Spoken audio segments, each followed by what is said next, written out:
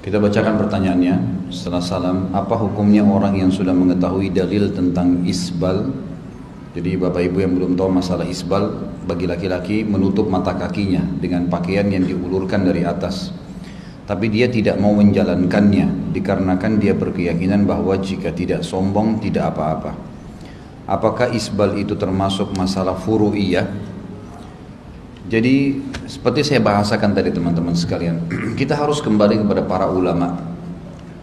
Ulama-ulama ini dimulai dari sahabat, tabi'in, tabi'in, semua kita kembali ke mereka. Hadis-hadis Nabi SAW seperti masalah isbal, masalah memelihara jenggot, itu memang sudah lama, dari dulu zaman Nabi SAW sudah dipraktekkan, sudah diterapkan oleh para ulama. Tidak ada perselisihan dalam masalah itu. Mereka tidak berselisih tentang masalah memelihara jenggot, orang tidak isbal.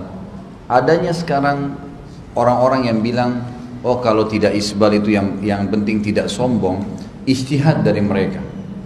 Ini bukan pendapat ulama di sini, bukan pendapat ulama.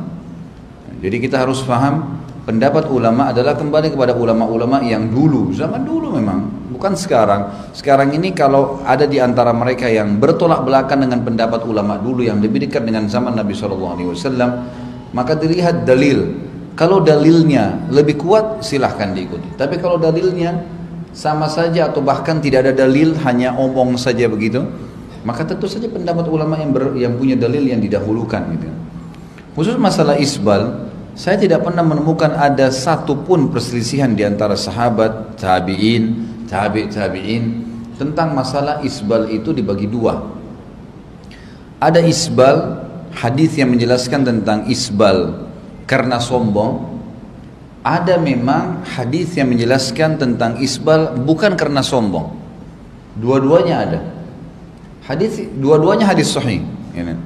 Yang pertama, Nabi SAW siapa yang menurunkan pakaiannya bagi laki-laki menutupi mata kakinya dari atas ke bawah, bukan kaos kaki kayak dari bawah ke atas, tapi dari atas ke bawah, celana, baju, sarung. Siapa yang menarik pakaiannya di bawah mata kakinya? Jangan tambah lagi pertanyaan, cukup dulu. Bisa saja pertanyaan antum terulang nih, jangan buru-buru. Siapa yang menarik pakaiannya dari atas ke bawah, khusus laki-laki, karena sombong, maka dia tidak akan dilihat oleh Allah Subhanahu wa taala, gitu kan? Pada hari kiamat. Ini ada riwayat. Riwayat yang lain, Abu Bakar radhiyallahu anhu waktu mendengar ada sabda Nabi sallallahu alaihi wasallam, orang kalau sholat mata kakinya tertutup batal sholatnya, maka beliau mengatakan, ya Rasulullah, saya ini kalau sholat karena badan saya kecil, maka seringkali sarung saya melorot sehingga menutupi mata kaki saya. Apakah saya termasuk dalam ancaman itu? Sholatnya tidak sah. Maka kata Nabi SAW, kau tidak termasuk di dalam itu. Kau tidak termasuk di dalam itu. Banyak orang salah paham nih.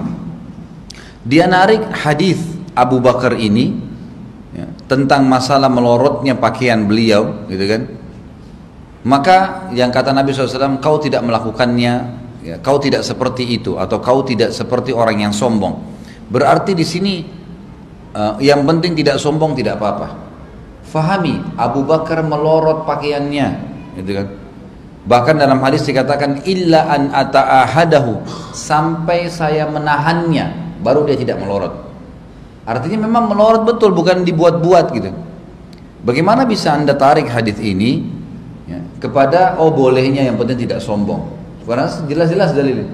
Ada hadis yang lain isbal yang kedua, itu tadi kalau sengaja dengan ada kesombongan. Kalau orang tidak sengaja bukan karena sombong, sabda Nabi SAW, 3 orang yang paling berat siksaannya hari kiamat, tidak dilihat oleh Allah, kemudian Allah juga tidak mensucikan, tidak membantu mereka di timbangan amal hari kiamat. Orang yang bersumpah dengan dusta agar barangnya laku, orang yang musbil, yang menutup mata kakinya, dan orang yang mannan, nyebut-nyebut kebaikannya. Jadi hadisnya jelas gitu. Tidak ada perselisihan dalam masalah ini sebenarnya. Saya melihat orang-orang yang sekarang ini mengatakan, yang penting tidak sombong, nggak apa-apa. Mereka tidak punya rujukan ulama, tidak ada rujukan alim ulama dari sahabat, dari tabi'in, generasi-generasi awal.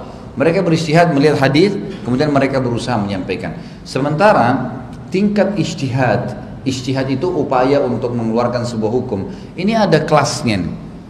Ada ulama mengatakan yang sampai pada tingkat ijtihad adalah seorang alim ulama yang memang sudah mempelajari secara global dalil berhubungan dengan masalah sub-bahasan yang sedang dibahas. Misal masalah batalnya wudhu, sampai detail dia datangkan semua dalilnya, kemudian dia berijtihad mengambil sebuah kesimpulan setelah mendalami itu. Dan itu seorang alim ulama. Bukan umumnya kita, kalau kita ini baca buku saja kemudian ambil kesimpulan otodidak, itu berbahaya sekali. Kemudian saya bahasakan tadi, banyaknya penafsiran-penafsiran yang salah sekarang dari pemahaman hadis, pemahaman ayat, sampai ada yang mengatakan Ya'juj Ma'juj tidak ada, Dajjal itu tidak ada, cuma istilah semua yang mata satu, sampai ditafsirkan jauh. TV sekarang seperti mata satu, HP seperti mata satu, ini kemana-mana ini.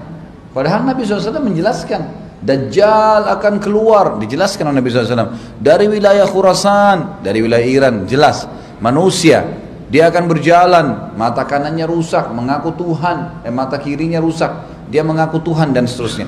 Jadi akhirnya dia berijtihad, dia bukan ahlinya, tidak kembali kepada pendapat ulama, sahabat dan tabi'in, jadi kacau semuanya.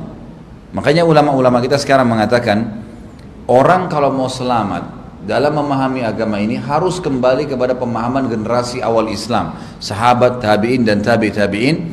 Kemudian ya, mereka baru berijtihad kalau memang ada beberapa jenis hukum setelah menarik dari mereka ini ternyata ada, seperti saya kasih contoh bayi tabung lah, kasus-kasus yang terbaru sekarang gitu kan. Kemudian mereka berijtihad, mereka berusaha setelah menyimpulkan pendapat sahabat ini boleh. Tapi kalau dia ngarang dari sekarang menganggap seperti ada fikih baru dalam Islam, ya ini ngawur ini. Gimana caranya ada fikih baru? Ini bukan agama baru ini. Ini agama sudah sempurna dari zaman sahabat, dari zaman Nabi, zaman sahabat, zaman tabi'in. Kita cuma turun temurun, ya. Jangan dibumbu-bumbuhin, jangan ditambah-tambah, jangan dialih-alihkan. Nanti akhirnya Islam tidak murni lagi sampai kepada generasi kita, kan gitu.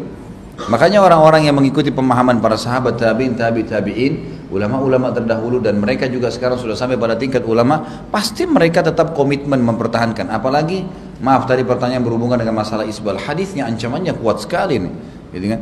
Bagaimana anda bisa menganggap remeh masalah ini? Mestinya kan harus, kalau kita belum bisa melakukannya, belajar, berdoa kepada Allah Subhanahu Wa Taala, bukan malah menyalahkan, apalagi sampai menolak atau mentakwilkan maknanya. Karena hadis yang nas itu ayat Al-Quran atau hadis Nabi SAW yang sudah jelas, nggak boleh lagi ditakwilkan, tidak ada penakwan, tidak ada interpretasinya, nggak butuh ditafsirkan, karena jelas. Yang butuh ditafsirkan, yang butuh dicari maknanya, pemahamannya itu kalau memang masih samar gitu kan. Kalau sudah jelas tidak butuh semua ini.